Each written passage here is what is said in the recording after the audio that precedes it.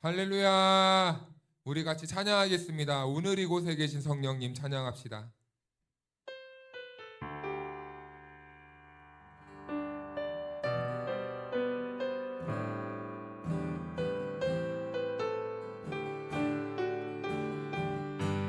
오늘 이곳에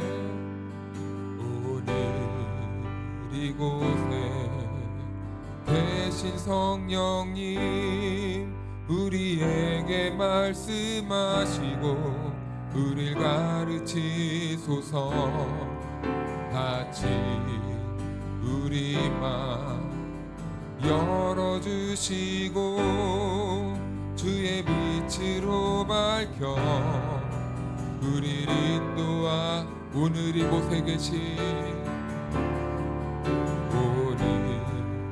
이곳에 계신 성령님 우리에게 말씀하시고 우릴 가르치소서.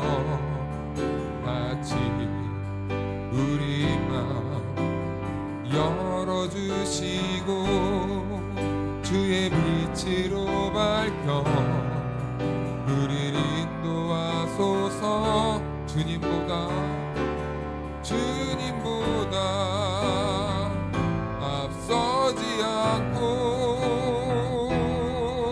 겸손하게 주님의 말씀 기다리니 주님 손에 우릴 드립니다. 사랑으로 인도하소.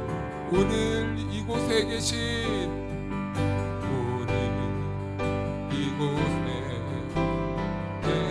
성령님 우리에게 말씀하시고 우릴 가르치소서. 같이 우리 맘 열어주시고 주의 빛으로 밝혀 우리를 인도하소서. 주님보다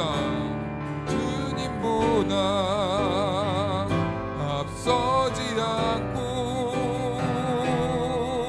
겸손하게 주님의 말씀 기다리니 주님 손에 우릴 드립니다. 사랑으로 인도. 주님보다 앞서지 않고 주님보다 앞서지 않고 겸손하게 주님의 말씀 기다리니 주님 손에 우릴 드립니다. 사랑으로 인도. 한 번 더. 주님보다 앞서지 않고 겸손하게 주님의 말씀 기다리니 주님 손에 우릴 드립니다. 사랑으로 인도하옵소서. 사랑으로 인도하소서.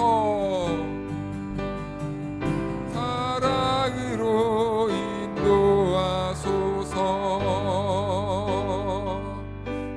할렐루야. 아멘. 우리 시간 손뼉치며 찬양할 텐데요.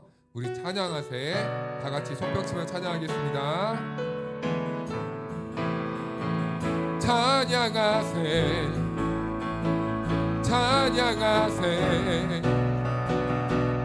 함께 소리 높여 찬양 드리세.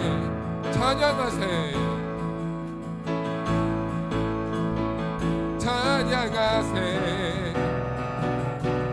함께 소리 높여 찬양받기에 합당하신 주님 언제나 동일하신 주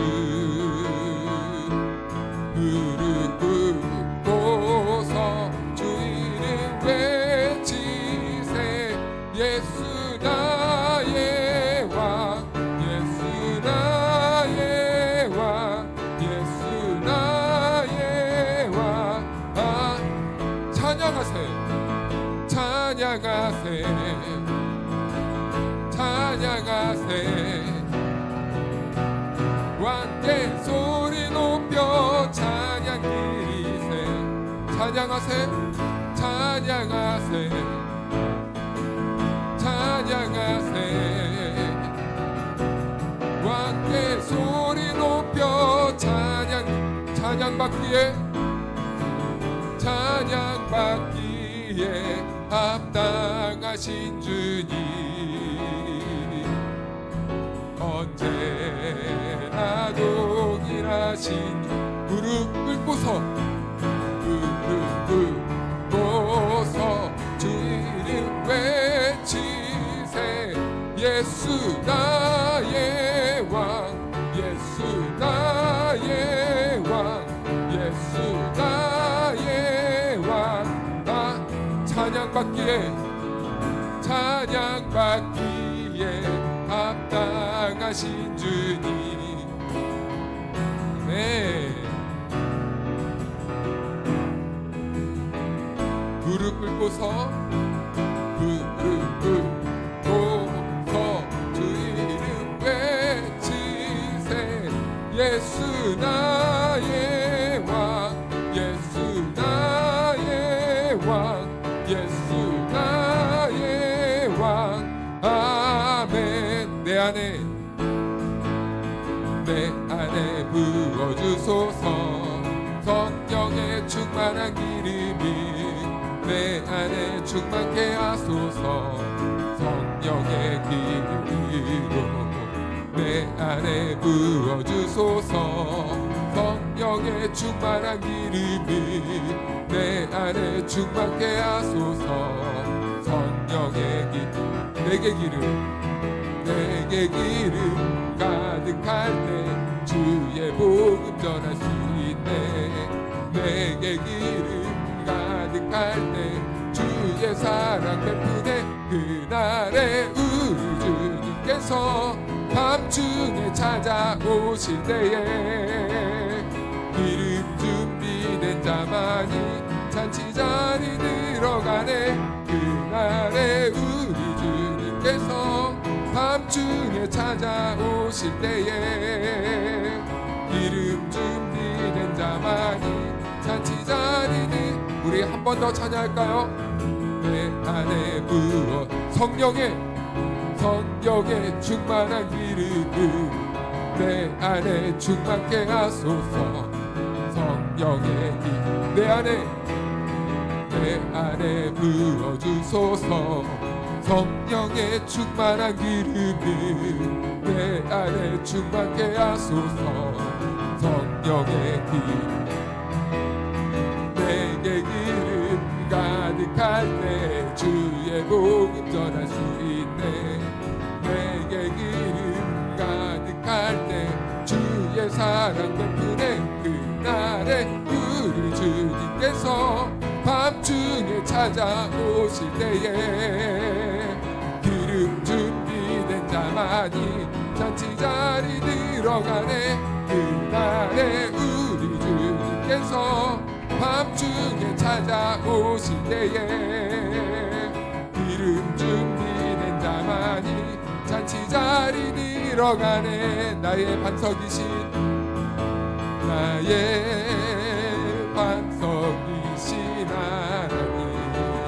행하신 모든 것 완전하시니 아멘 나의 생명 되신 하나님 내게 행하신 일 찬양합니다 진실하신 하나님 실수가 없으신 좋으신 나의 주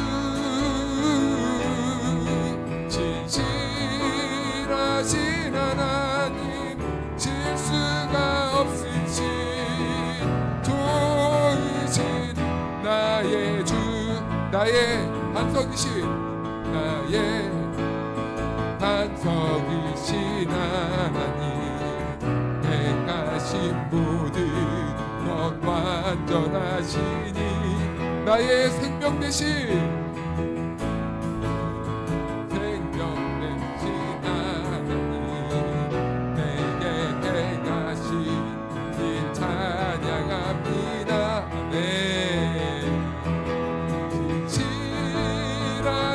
하나님 질 수가 없으신 좋으신 나의 주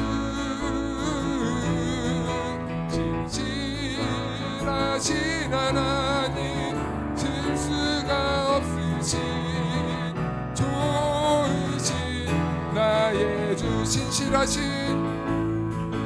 진실하신 하나님 질 수가 없으신 좋으신 나의 주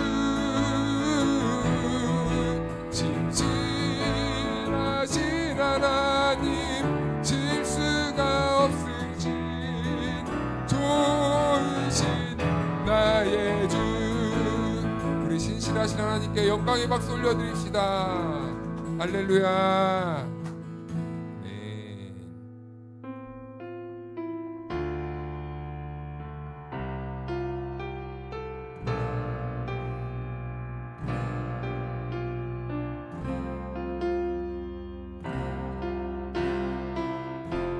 같이 고백할까요?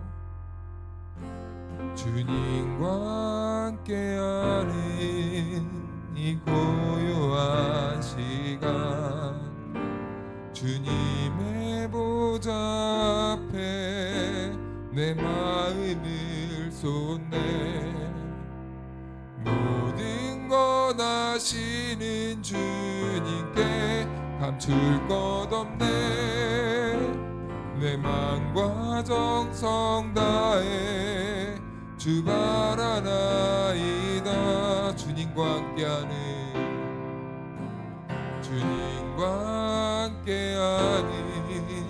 이 고요한 시간 주님의 보좌 앞에 내 마음을 쏟네 모든 것 아시는 주님께 감출 것 없네 내 맘과 정성 다해 주 바라나이다 온 맘 다해 사랑합니다 온 맘 다해 주 알기 원하네 내 모든 삶 당신 것이니 주만 섬기니 온 맘 다 나 염려하잖아도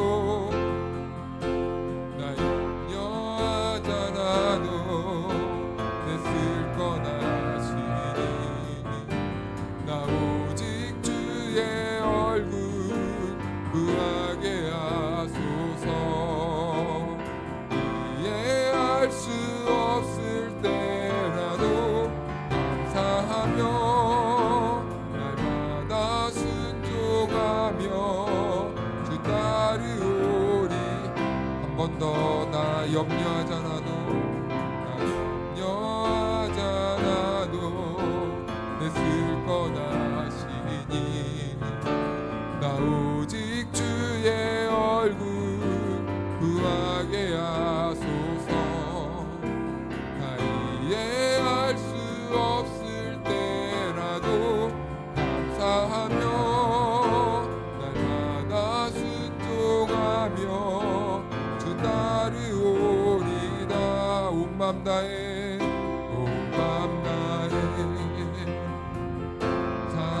사랑합니다 온 맘 다해 주 알기 원하네 내 모든 삶 당신 것이니 주만 섬기니 마음 다해 온 마음 다해 사랑합니다. 온 마음 다해 주 알기 원하네. 내 모든 삶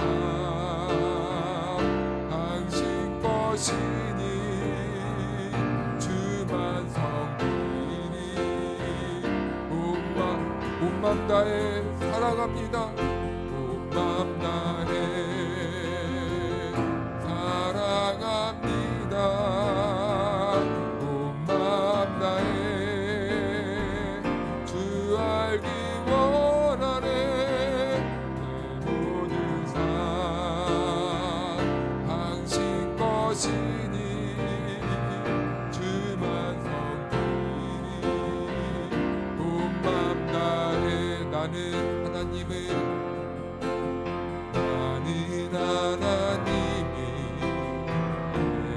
예배하는 예배자입니다.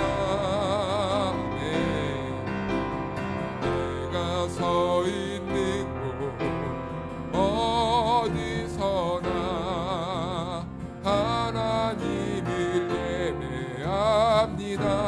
나는 하나님을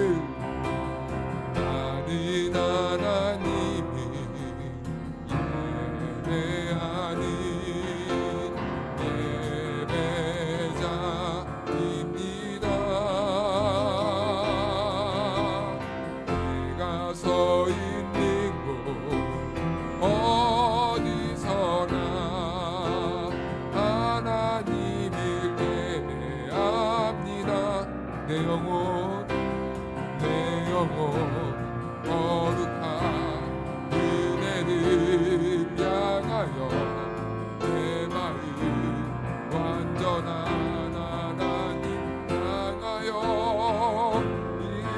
이곳에서 바로 이 시간 하나님을 예배해.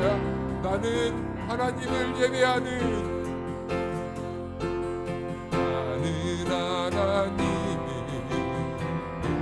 예배자입니다. 예배자입니다. 내가 서 있는 곳 어디서나 하나님을 예배. 내 영혼 거룩한 내 영혼 거룩한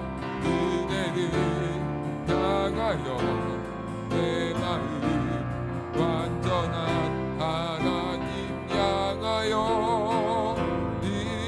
이곳에서 바로 이 시간 하나님을 예배. 내 영혼 거룩한 내 영혼 거룩한 은혜를 향하여 내 마음 완전한 하나님 향하여 이곳에서 바로 이 시간 하나님을 우리 한 번 더 선포하십시다. 내 영혼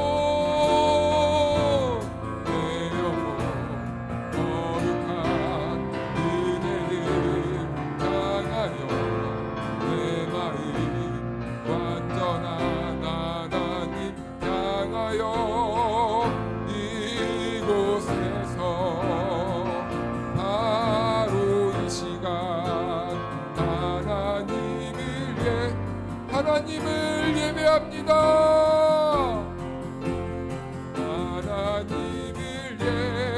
하나님만 예배합니다. 하나님만 우리 이 시간 기도할 때 우리를 부르신 하나님을 바라보면서 은혜를 간구하며 기도하며 나아갑시다. 오늘 이 저녁 우리에게 주신 하나님의 말씀은 사사기 14장 1절에서 7절 말씀까지입니다. 삼손이 딥나에 내려가서 거기서 블레셋 사람의 딸들 중에서 한 여자를 보고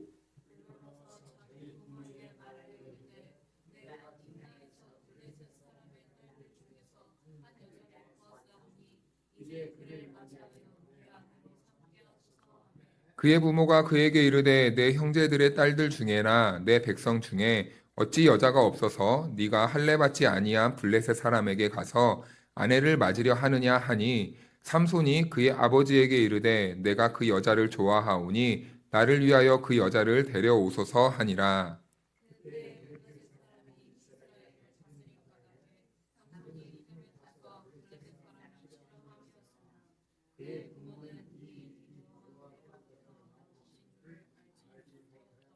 삼손이 그의 부모와 함께 딥나에 내려가 딥나의 포도원에 이른즉 젊은 사자가 그를 보고 소리 지르는지라.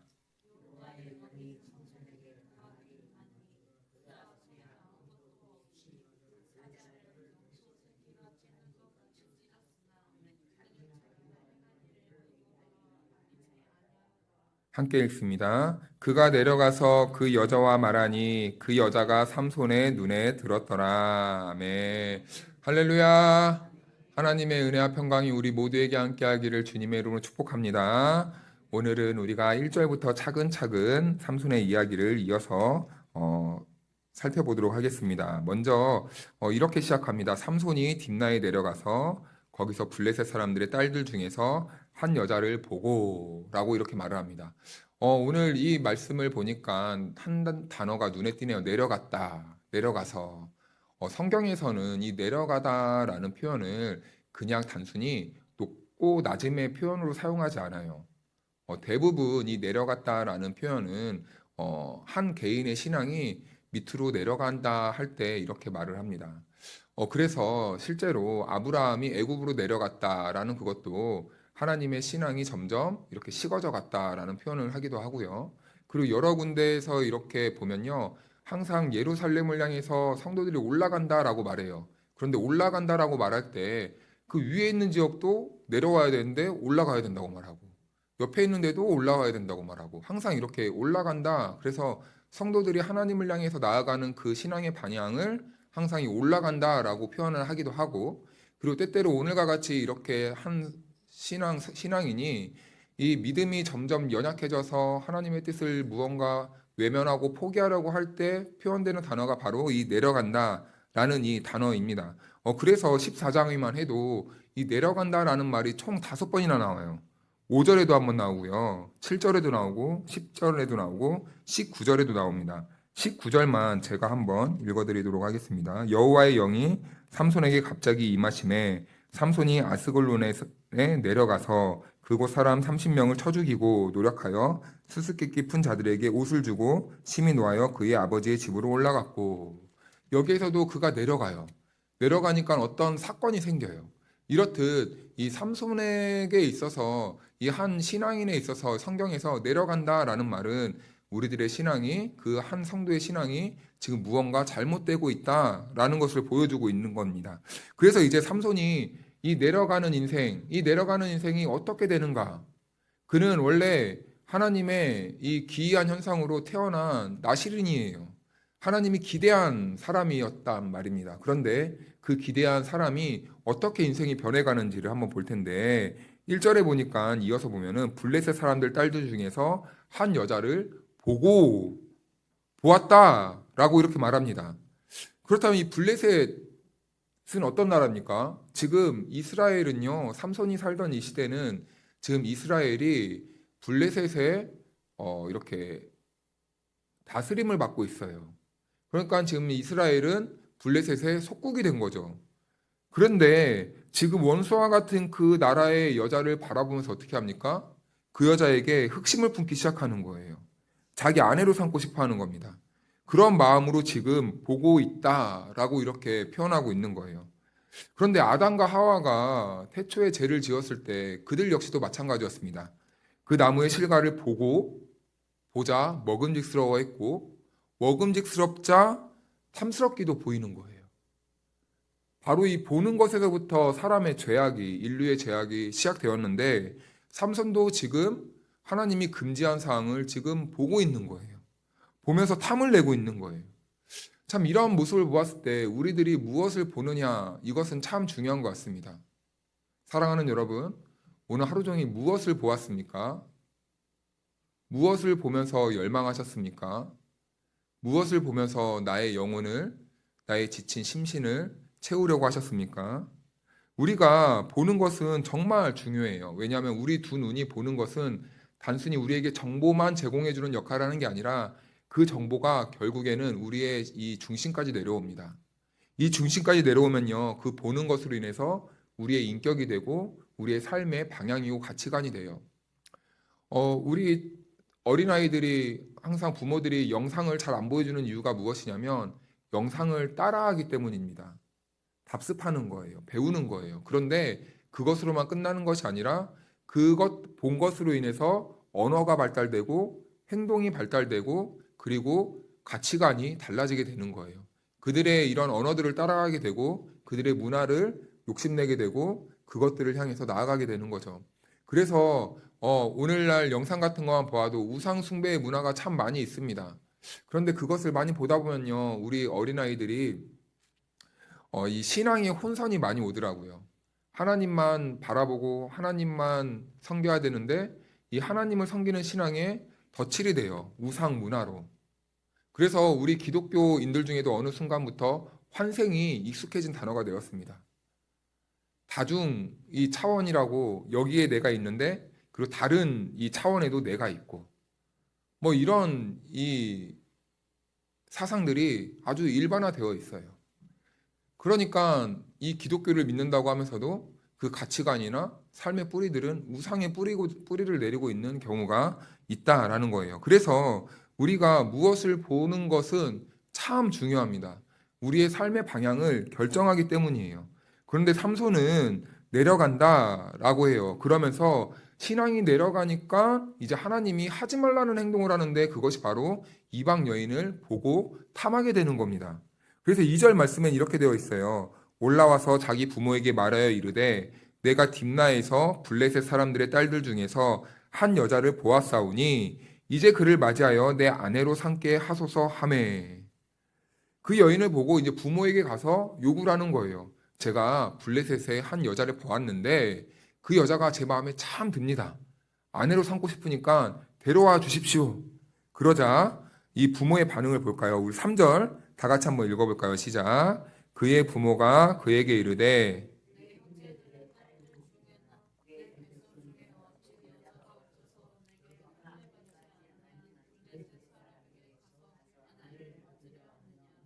삼손이 그의 아버지에게 이르되 내가 그 여자를 좋아하오니 나를 위하여 그 여자를 데려오소서 하니라. 네, 부모가 안 된다고 거절해요. 그런데 뭔가 좀 이상하지 않습니까? 안 된다고 하는데 그걸로 끝이에요. 뭐가 이 강력한 교육이 없습니다. 입으로는 안 된다고 하는데 가만히 보니까 이 삼손을 부모가 못 이기는 것 같아요. 감당을 못 하는 것 같아요. 아마 나이가 들어서 이 늙지막게 아들을 하나 얻으니까 너무 좋았을까요? 인간적인 마음에 그럴 수도 있을 것 같습니다. 오냐 오냐 이 아이들이 어떻게 될까 봐 참 이 애걸복걸하는 그 부모의 마음이 느껴지는 것 같고 또 한편으로는 삼손이 이제 힘이 너무 강한 거예요. 힘이 너무 강하니까 늙은 부모가 이제 어떻게 해볼 수가 없는 약간 그런 상태일 수도 있겠는데 아무튼 안 된다고 하는 것 같긴 해요. 그 여자 민족은 할례 받지 않은 민족이지 않느냐. 그러니까 한마디로 이스라엘 백성이 아니지 않느냐. 그리고 우리 민족에도 여자가 얼마나 많으냐. 꼭 거기까지 가야 되니? 라고 이렇게 말을 해요. 그러니까 이 삼손이 뭐라고 대꾸합니까? 내가 그 여자를 좋아하오니 나를 위하여 그 여자를 데려오소서. 그냥 엄마 아빠는 내가 달라는 것만 주면 돼. 내 말에 토달지 말고 그냥 내가 원하는 거 주면 돼. 내가 먹고 싶은 거, 내가 입고 싶은 거, 내가 하고 싶은 거 그냥 해주면 되잖아. 아, 돈만 주라니까? 약간 이런 느낌입니다. 그런데 여기서는 더 중요한 맥락이 뭐냐면 삼손이 뭐라고 말하냐면 내가 그 여자를 좋아하오니 나를 위하여 그 여자를 데려오소서. 부모는 안 된다고 해요. 근데 삼손은 나를 위해 데려오라고 합니다. 이건 무슨 뜻입니까? 내가 옳잖아요. 내가 본 게 맞아요. 내가 판단한 게 맞아요. 내가 생각한 게 맞습니다. 내 뜻이면 옳아요. 이 모습을 보았을 때 이스라엘 백성들은 어떤 느낌을 받아야 될까요? 아, 우리가 하나님 앞에서 그랬구나. 우리가 하나님 앞에서 하나님의 말씀은 이렇게 말씀하시는데 나는 하나님의 말씀 앞에서 내 뜻이 옳다고 주장했구나 라는 그 반응을 꼭 보여주고 있는 것 같습니다. 그러니까 내가 본 그 여자가 맞으니까 엄마 아빠는 그냥 내가 시키는 대로 데려와서 나 결혼이나 시켜주라니까요. 지금 약간 이렇게 페루나스러운 그런 모습을 상상해 볼 수가 있는 거겠죠. 그래서 우리는 오늘 첫 번째 이 질문을 하게 됩니다.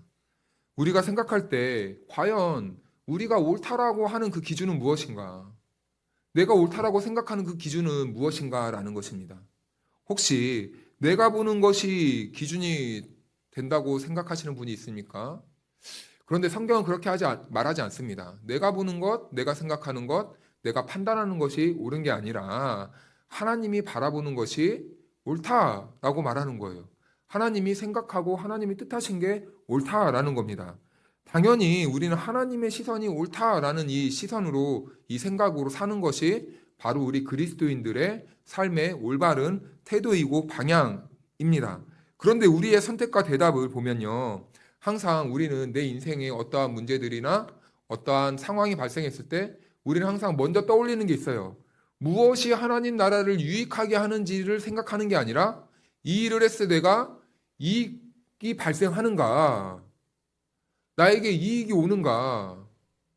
항상 이 나의 삶에 유익보다는 이익을 따질 때가 있습니다. 그러다 보니까 우리가 자칫 잘못하면 이 이익만 따지는 나의 이기심 때문에 기복신앙에 빠질 때도 있어요. 내가 하나님 앞에 무엇을 하는 것을 내가 어떠한 보상을 받기 위한 그 복에만 너무 빠져 있을 때가 있습니다. 물론 하나님은 우리가 하나님 앞에 마음을 쏟아내면요. 우리 아버지신데 안 주겠습니까? 채워주세요. 그런데 우리가 하나님을 신앙하는 목적의 모든 그 초점이 내가 이렇게 하면 하나님이 복 주실 거야. 내가 이렇게 하면 하나님이 채워주실 거야. 이런 신앙으로 갈 수도 있다는 겁니다.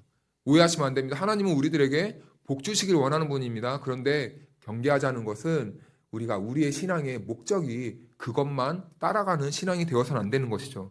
그러다 보면 항상 우리는 하나님 나라의 유익보다는 우리의 이 이익만 챙기려는 그 신앙생활을 할 수밖에 없다는 거죠. 그렇다면 여러분, 우리는 오늘 이 말씀을 통해서 우리의 시선이 내가 보는 것이 옳은 게 아니라 하나님이 보는 시선이 옳다라는 것을 우리가 인정하고 우리가 믿는다면 우리는 그 하나님의 시선을 갖기 위해서 우리는 무엇을 해야 될까요? 우리는 하나님의 시선이 옳다라는 것을 압니다. 우리는 하나님의 뜻과 계획이 옳다라는 걸 알아요. 그런데 우리는요, 항상 신앙이 내가 가만히 있으면 하나님의 시선을 느낄 수 있다고 착각하는 데서부터 일어나는 것 같아요. 아니요, 우리는요, 우리 안에 죄성밖에 없습니다. 우리 안에 죄밖에 없어요. 그래서 우리는 가만히 있으면 생각하는 거는요, 어려서부터 인간은 죄만 생각한다고 하지 않습니까? 우리의 본질은 그래요. 그렇다면 우리가 죄인인 우리가 하나님이 바라보시는 그 시선을 얻기 위해서는 우리가 무엇을 해야 되냐라는 겁니다. 우리는 무엇을 해야 될까요? 사랑하는 여러분, TV 보는 시간도 중요하지만 말씀 보시기를 축복합니다. 우리는 말씀을 봐야 되는 거예요. 말씀이 하나님의 시선을 우리들에게 갖게 합니다. 우리들의 안에 말씀이 들어와야 우리들의 이 가치관이 바뀌게 되는 거예요. 우리들의 세계관이 바뀌는 겁니다. 세계관은 무엇입니까? 세상을 바라보는 틀이에요. 창문이에요. 우리는 우리 안에서요, 항상 우리가 생각하는 대로 창문을 열면요, 항상 바라보는 기준은 무엇입니까? 나예요. 그런데 하나님의 말씀이 내 안에 가치관이 되고 세계관이 되면 우리가 창문을 열면 무엇이 보입니까? 하나님의 나라가 보이는 겁니다. 세상을 바라볼 때 이제는 내 틀이 아니라 하나님의 세계를 바라볼 수 있는 그 영적인 눈이 열리는 거죠. 그렇다면 이 하나님의 말씀을 집중적으로 들을 수 있는 시간, 우리가 하나님의 이 가치관을 배울 수 있는 시간이 바로 이 예배 시간이라는 겁니다. 그래서 사랑하는 여러분, 우리는 하나님께 부름받은 성도입니다. 우리는 십자가로 구원 얻은 그리스도인입니다. 동의하십니까? 자, 그렇다면 우리가 하나님의 이 시선을 가지고 세상을 살아야 된다는 것도 동의하십니까? 그렇다면 사랑하는 여러분, 오늘부터 다시 도전하십시오. 다시 하나님의 말씀 앞에 돌아가서 하나님의 말씀을 듣고 묵상하고 공부하고 또 예배하는 이 자리를 즐거워할 수 있는 저와 여러분들이 되기를 주님의 이름으로 축복합니다. 그래서 우리가 흔들리는 이유가 무엇입니까? 우리 안에 이 신앙의 가치관이 흔들릴 때 우리의 신앙이 흔들리는 거예요.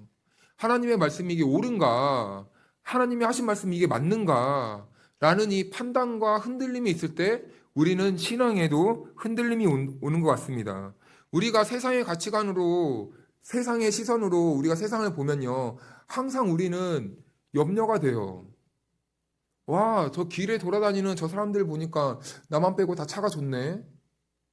만약에 제가 그런 생각하고 다니면은 제가 만약에 이거 오해하지 마십시오. 저는 교회 차를 타고 다닙니다. 제가 만약에 세상의 관점으로 도로를 돌아다니면요. 아, 나 말고 다 부자네? 이렇게 생각한다면 여러분, 제 삶이 어떻겠습니까? 그때부터요, 사람이 우울해지기 시작해요.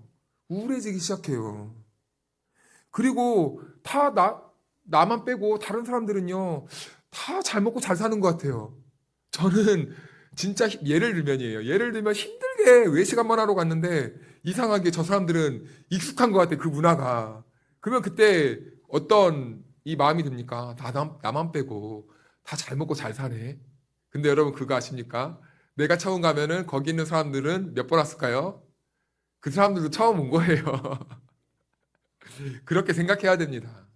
예, 근데 제가 말씀드리는 것은 우리가 세상의 틀로만 세상을 보다 보면은 우리는 항상 이러한 우울감과 열등감 때문에 우리의 이 자아가요 깨어져 버려요. 깨어져 버려요. 그러다 보면 우리의 신앙이 흔들리게 되고 왜 나는 이 모양일까? 나는 믿는데 왜 이거밖에 안 될까? 이러한 신앙의 이러한 기준이 완전히 그냥 박살나 버립니다. 그래서 우리가 우리의 신앙을 지키고 뚝심을 지키기 위해서는 어떻게 해야 됩니까? 말씀으로 돌아가는 거예요. 예배의 자리로 돌아가는 거예요. 이거 말고는 우리가 답이 없습니다. 이거 말고 답이 어디 있습니까, 여러분? 그래서 목사는 여러분 강단에 쓰면요. 항상 하는 말이 뭡니까? 기도하십시오. 말씀 보십시오. 예배 드리십시오. 하나님 바라보십시오. 하나님 붙잡으십시오. 이 말 말고 목사가 무엇을 하겠습니까? 근데 이것이 맞잖아요, 여러분. 우리의 인생의 승리의 비결, 승리의 조건은 어디에 있습니까? 말씀에 있는 줄로 믿으시기를 축복합니다. 그래서 팀켈러 목사님은 이런 말을 했어요. 교회가 세상의 호감을 얻기 위해 세상의 방식에 끌려다녀서 이끌려서 매력을 가지려는 유혹에서 복음은 흔들립니다. 이건 무슨 말이에요? 세상이 왠지 세련돼 보이는 거예요. 세상 사람들이 왠지 상식적으로 보이는 거예요. 세상 사람들이 왠지 더 모범적으로 보이고 더 스마트해 보이고 더 괜찮아 보이는 거예요. 그러다 보니까 교회가 세상의 그러한 기준 앞에서 우리도 그렇게 생각해 버리니까 교회도 저래야 되는구나. 아, 교회도 저런 기준을 가지고 행동해야 되는구나. 그러니까 이제는 세상이 뭐라고 하는지 아십니까? 우리가 세상을 따라가다 보니까 세상이 교회나 세상이나 다를 게 없네. 굳이 교회 가야 돼? 매력이 없는 거예요. 교회만의 매력이 없는 거예요. 여러분, 우리는 맛집을 찾아갈 때 무엇을 근거로 찾아갑니까? 그 곳만의 특별하고 고유한 맛이 있는 곳을 우리는 맛집이라고 해요. 어느 곳에서나 먹을 수 있는 것은 맛집이 아니죠. 맛집이 아니에요. 햄버거집 우리가 가면요. 아무 데나 막 들어갑니다. 왜 그러죠? 어디로 가든지 기본은 하니까. 맛집은 아니에요. 그 맛이 그 맛인 거예요. 그런데 교회가요. 그 맛이 그 맛처럼 되면 안 되겠죠. 교회는 교회만의 고유한 맛이 있어야 돼요. 고유한 세계관이 있어야 돼요. 그것이 무엇입니까? 하나님을 믿는 신앙입니다. 그리스도인들이 그리스도의 십자가를 붙잡고 사는 신앙이에요. 이거 말고 우리를 어떻게 설명할 수 있겠습니까? 다시 한번 도전드리기는 말씀으로 돌아가시기를 축복합니다. 그래서 4절 말씀을 다 같이 한번 읽어볼까요? 시작. 그때에 블레셋 사람이 이스라엘을 다스린 까닭에 삼손이 틈을 타서 블레셋 사람을 치려 함이었으나 그의 부모는 이 일이 여호와께로부터 나온 것인 줄을 알지 못하였더라. 아멘. 블레셋이요 이스라엘을 다스렸대요. 여러분 얼마나 이게 우울한 말인지 모릅니다. 이스라엘은 누구의 나라입니까? 하나님의 나라예요. 이스라엘은 누구의 백성입니까? 하나님의 백성이에요. 근데 지금 이스라엘이 누구의 통치를 받고 있어요? 블레셋의 통치를 받고 있는 거예요. 하나님의 입장에서 얼마나 속이 터질까요? 세상에 우리 아들하고 딸이 집을 나갔더니 옆집 아저씨 집에서 생활하고 있네요. 겸아 가자. 여기가 더 맛있는 게 많아.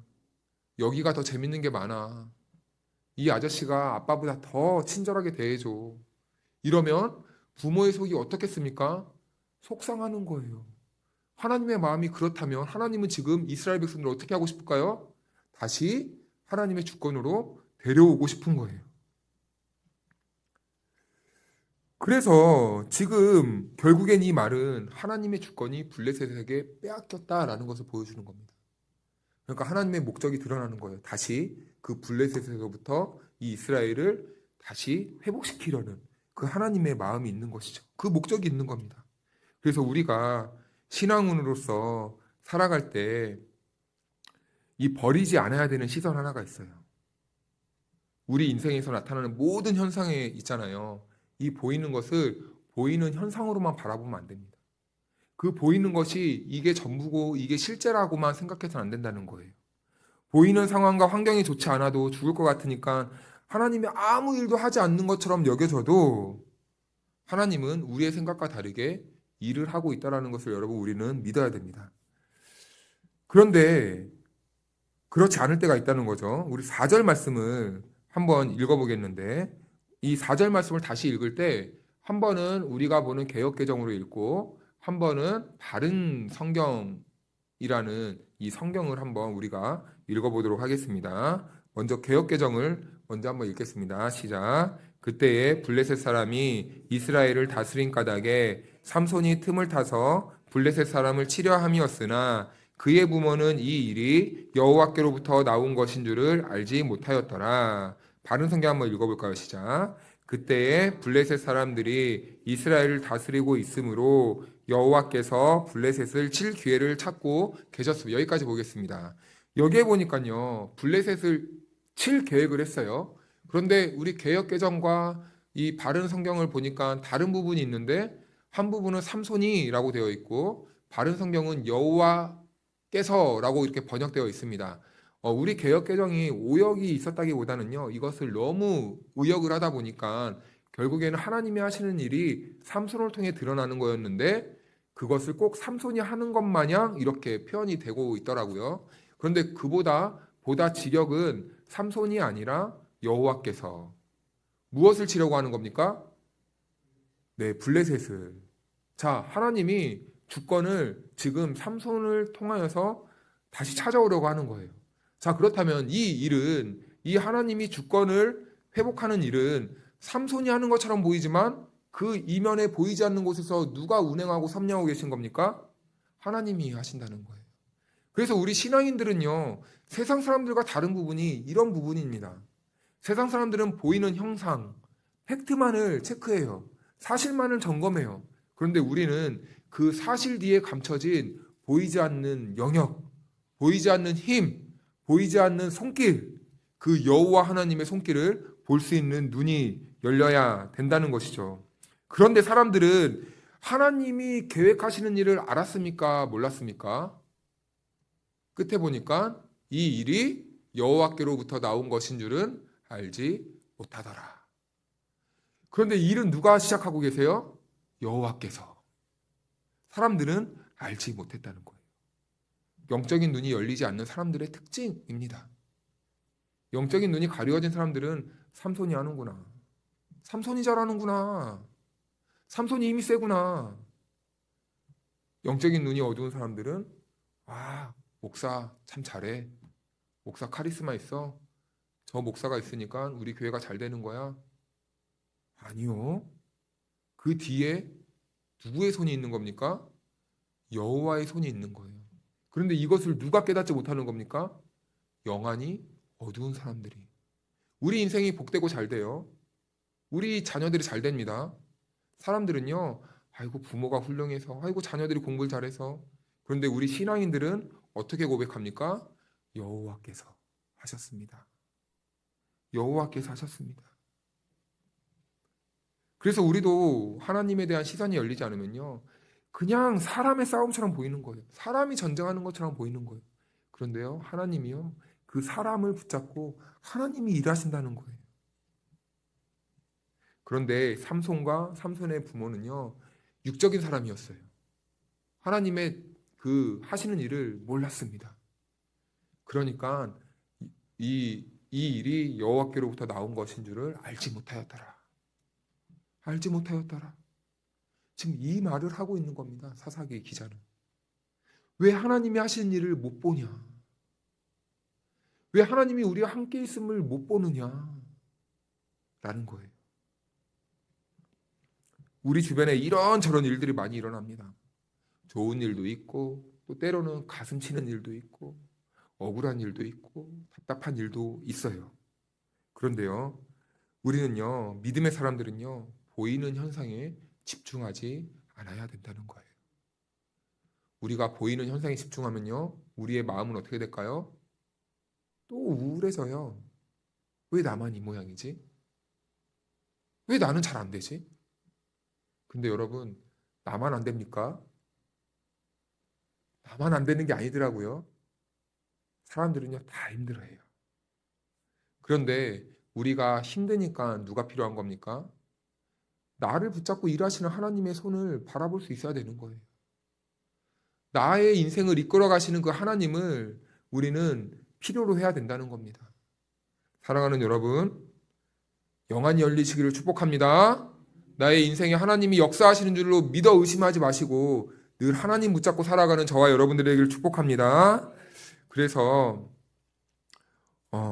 원문에서 그래서 5절을 우리 같이 한번 읽어볼까요? 시작. 삼손이 그의 부모와 함께 딥나에 내려가 딥나의 포도원에 이른즉 젊은 사자가 그를 보고 소리 지르느니라. 아멘.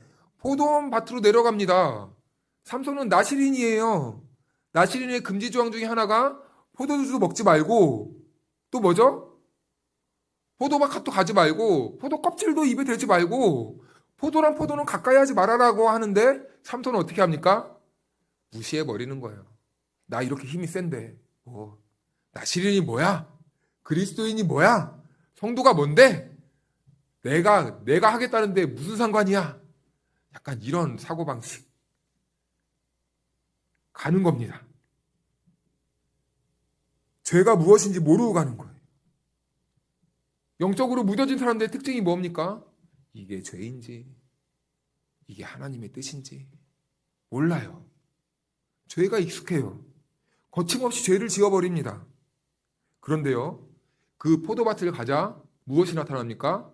젊은 사자가 그를 보고 소리를 지르는지라. 우리 6절 한번 읽어볼까요? 시작. 여호와의 영이 삼손에게 강하게 임하니 그가 손에 아무것도 없이 그 사자를 염소 새끼를 찢는 것 같이 찢었으나 그는 자기가 행한 일을 부모에게 알리지 아니하였더라. 아멘. 여러분, 포도밭에 갔는데요, 사자가 으르렁거려요. 여러분, 우리 같으면 어떻게 해야 됩니까? 돌아서야 돼요. 화들짝 놀라서 도망쳐야 됩니다.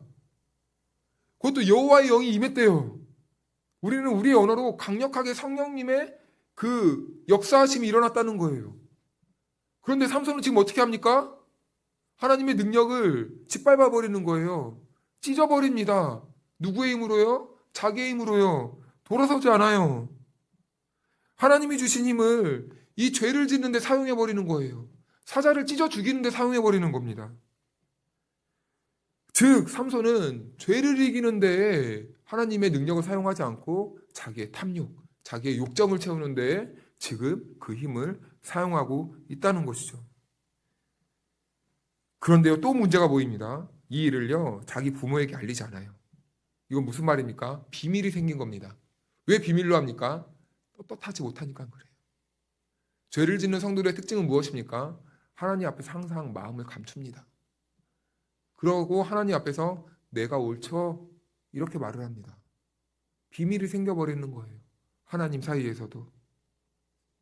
7절을 보면 그래서 이렇게 말합니다. 그가 내려가서 그 여자와 말하니 그 여자가 삼손의 눈에 들었더라. 삼손이 사자를 찢고 가서 그 길로 가려고 했던 목적이 무엇입니까? 그 여자 때문에. 이렇게 사람의 탐욕이요, 거침없고 무섭습니다. 하나님의 뜻도 외면해버려요. 그냥 그 길로 달려가 버리는 거예요. 죄를 짓는 일에. 그 여자가 삼손의 눈에 들었더라. 자기 보기에 좋은 대로 그 여자를 만나기 위해서 하나님의 뜻까지도 무시해버립니다. 얼마나 무서운 일인지 몰라요, 여러분. 왜 그렇습니까? 하나님의 말씀이고 뭐고 내가 본 게 맞아. 하나님의 말씀은 이렇지만 지금 내가 보기에 너무 아름다운데 이걸 어떻게 포기해요? 이런 겁니다. 그런데 여러분, 그게 맞습니까? 그게 아니죠. 그게 아니라는 거예요. 우리가 보는 게 전부가 아니라는 겁니다. 우리가 생각하는 게 아니다, 아닐 수도 있다라는 거예요. 결국에는요, 삼손은요, 자기의 고집대로 끝끝내 그 여자와 결혼을 하게 돼요. 그런데 그 여자와 결혼을 하게 되는데 그때부터 또 큰 문제가 생깁니다. 10절 말씀을 같이 한번 읽어볼까요? 시작. 삼손의 아버지가 여자에게로 내려가매 삼손이 거기서 잔치를 베풀었으니 청년들은 이렇게 행하는 풍속이 있음이더라. 아멘. 삼손은 이스라엘 백성이고 나시린인데 지금 누구를 모방하고 있습니까? 블레셋 사람들의 문화를 모방하고 있대요. 청년들은 이렇게 행하는 풍속이 있음이더라. 우리도 살다 보면 얼마나 세상과 타협하는 지점이 많이 있습니까? 좋으면 좋은 거지. 우리가 세상 건드려봤자 뭐가 좋겠어. 우리가 우리 목소리만 내봤자 뭐가 좋겠어. 세상과 적당히 손도 잡고 세상이 하는 것 좀 하고 뭐 세상에서 누리라고 하나님이 뭐 주신 건데 뭐 좀 먹고 마시고 흥청망청 살면 얼마나 좋아. 이렇게 경계를 왔다 갔다 하는 모습이 삼손의 모습이었다라는 겁니다. 그래서 11절 12절을 보면 우리 한 절씩 교독하겠습니다. 제가 먼저 읽을게요. 우리가 삼손을 보고 30명을 데려와 친구를 삼아 그와 함께 하게 한지라.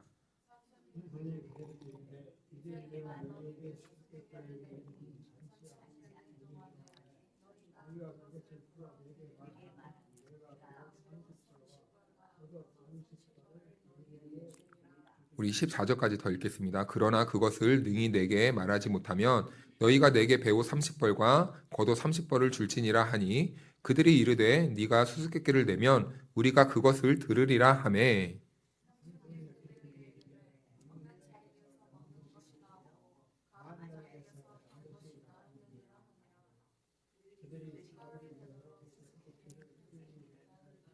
아멘. 네, 우리가 잘 아는 이야기처럼 삼손이 수수께끼를 냅니다. 이게 그들의 문화였다는 거예요.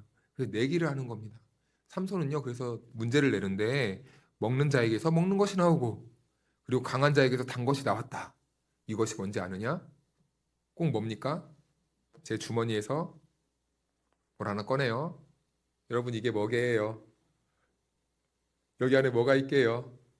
이 누구만 합니까? 저만 알죠?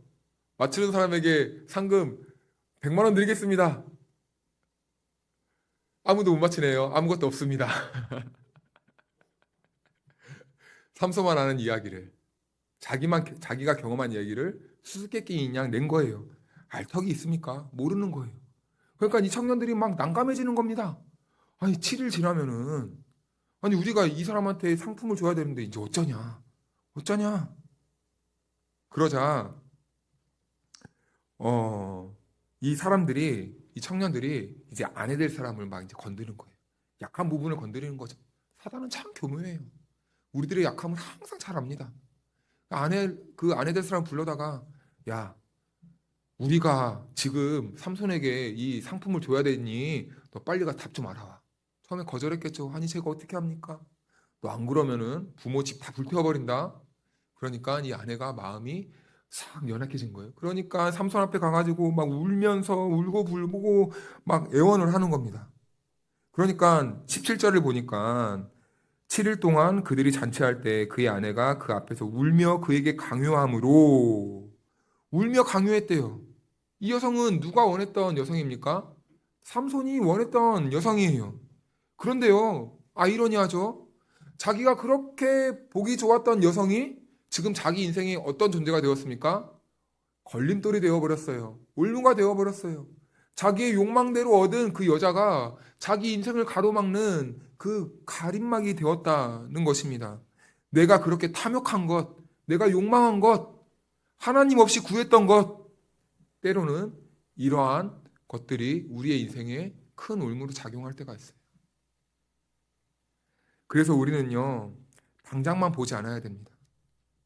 우리가 어떠한 일을 행할 때, 우리가 어떠한 선택을 할 때, 나에게 나중에 어떤 일이 일어나게 될 것인가? 내 가족에겐 어떤 일이 일어날 것인가? 우리 공동체에는 어떠한 파급력을 일으킬 것인가? 항상 이것을 생각하면서 우리는 이런 역사적 관점에서 항상 생각을 해야 된다는 거죠. 삼손은 지금 딱 자기가 보기 좋은 대로 그 여자를 딱 선택한 나머지 결국에는 자기 인생에 큰 올무가 되어버렸어요. 그래서 18절 말씀을 보니까 참 안타깝습니다. 일곱째 날 해지기 전에 성읍 사람이 삼손에게 이르되 무엇이 꿀보다 달겠으며 무엇이 사자보다 강하겠느냐 한지라. 무엇이 꿀보다 달고 무엇이 사자보다 강하냐? 이거는 지금 삼손을 가리켜서 말하는 거예요. 야, 너보다 강한 게 뭐냐? 네 아내 아니냐? 너 그 아내한테 걸려 넘어졌잖아. 지금 이 말입니다. 그러니까 삼손이 눈치채요. 그러니까 삼손이 또 뭐라고 합니까? 너희가 내 암송아지로 밭갈지 아니하였더라면. 암송아지는 누구입니까? 자기 아내를 말하는 거예요. 너희가 내 아내를 건드려가지고 이렇게 작업하지 않았으면 내가 이렇게 안 됐을 텐데. 지금 그 말을 하는 겁니다. 그런데 어떻게 해요?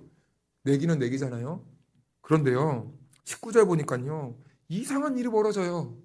이해할 수 없는 행동이 벌어집니다. 같이 읽겠습니다. 시작.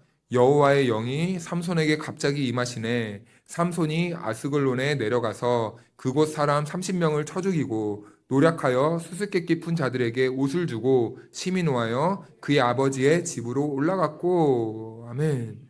이상한 일이 벌어지죠. 여호와의 영이 삼손에게 임하자 그거 어떻게 합니까? 전혀 상관없는 이 아스글론 지역으로 내려가요.